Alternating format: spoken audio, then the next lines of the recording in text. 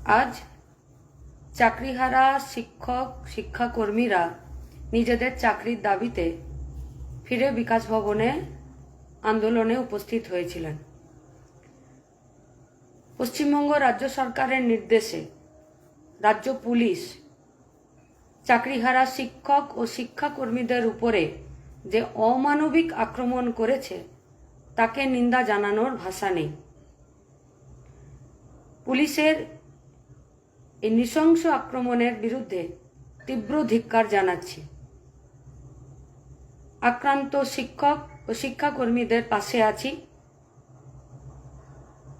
স্বচ্ছ দুর্নীতিমুক্ত নিয়োগের দাবিতে আন্দোলন এবং বৈধ শিক্ষক ও শিক্ষাকর্মীদের ফিরিয়ে চাকরিতে ফেরানোর দাবিতে যে আন্দোলন, সেই আন্দোলনের পাশে আছি। এই আন্দোলন চলবে।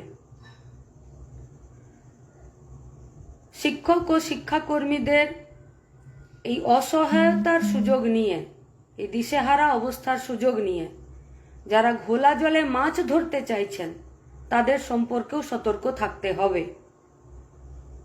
আজকের এই পরিস্থিতির সমস্ত দায় রাজ্য সরকারের। শিক্ষা ব্যবস্থাকে বাঁচানোর দাবিতে আন্দোলন, সরকারি শিক্ষা ব্যবস্থাকে বাঁচানোর আন্দোলন, স্বচ্ছ দুর্নীতিমুক্ত নিয়োগ প্রক্রিয়াকে ফেরানোর দাবিতে আন্দোলন এবং বৈধ শিক্ষক ও শিক্ষাকর্মীদের চাকরি ফেরানোর দাবিতে যে আন্দোলন, সেই আন্দোলন চলবে। গোটা রাজ্যের সাধারণ মানুষের কাছে এবং আমাদের সংগঠনের সমস্ত কর্মী, সমর্থক, দরদি বন্ধুদের কাছে আমাদের একটাই আবেদন, আজকের শিক্ষক ও শিক্ষাকর্মীদের উপরে রাজ্য সরকারের নির্দেশে রাজ্য পুলিশের এই নৃশংস আক্রমণের বিরুদ্ধে প্রতিবাদে রাস্তায় নামতে হবে। সরকারি শিক্ষা ব্যবস্থাকে বাঁচাতে হবে।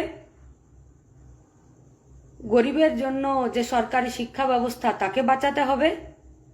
স্বচ্ছ দুর্নীতি মুক্ত এবং বৈধ শিক্ষক শিক্ষিকাদের চাকরি বাঁচানোর জন্য যে আন্দোলন, সেই আন্দোলন চলবে। এবং যারা এই বর্বরোচিত অমানবিক এবং নৃশংস আক্রমণ করলেন তাদের মাথাদেরকে